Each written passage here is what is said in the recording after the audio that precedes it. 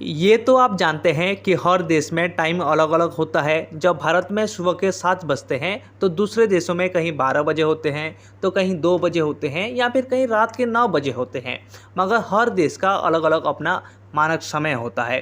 जैसे भारत का मानक समय IST है, जिसे इंडियन स्टैंडर्ड टाइम कहा जाता है, लेकिन कभी कभी GMT की भी बात होती है।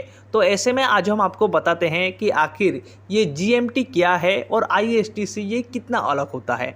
तो चलिए वीडियो को शुरू करते हैं। पहले तो ये बता दें कि आखिर आज हम IST या फिर GMT की चर्चा क्यों कर रहे हैं। दरअसल 1 सितंबर 1947 में भारत ने अपना मानक समय IST को अपनाया था और पूरे भारत में एक ही टाइम जोन के आधार पर समय की गणना की जाती है।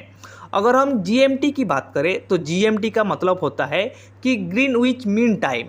इसके आधार पर भी दुनिया में समय का आकलन किया जाता है। यूनाइटेड किंगडम, बेल्जियम, आयरलैंड और कनाडा जैसे देशों में इसके आधार पर समय का आकलन किया जाता है। इसकी गणना 0 डिग्री देशांतर के आधार पर की जाती है। भारतीय टाइम GMT से 5 घंटे 30 मिनट आगे है। अगर यहाँ 10 बजेंगे तो उसके हिसाब से वहाँ 4 बजा होता है। अगर हम UTC की बात करें तो ये दुनिया का स्टैंडर्ड टाइम कहा जाता है। दुनिया के लिए कोऑर्डिनेटेड यूनिवर्सल टाइम UTC के नाम से जाना जाता है।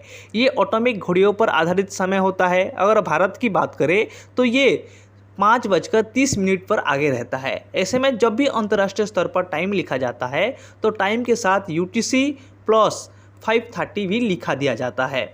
ये अलग टाइम होने का कारण देशांतर रेखाओं से गणना है। भारत में 82 डिग्री 33 मिनट पूर्व से होकर गुजरने वाली देशांतर रेखा पर आधारित एक समय क्षेत्र है।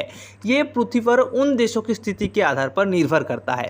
ऐसे में जब पृथ्वी 24 घंटे में पूरे दिन में चक्कर लगाती है तो उन रेखाओं के हिसाब से समय की गणना अलग होती है।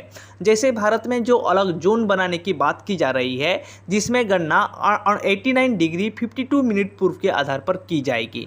आई होप आपको समझ में आ गया होगा कि GMT और UTC से कितना अलग है इंडियन स्टैंडर्ड टाइम के बारे में। अगर आपको वीडियो अच्छा लगा है तो लाइक कीजिए, शेयर कीजिए और सब्सक्राइब करना बिल्कुल मत भूलिए।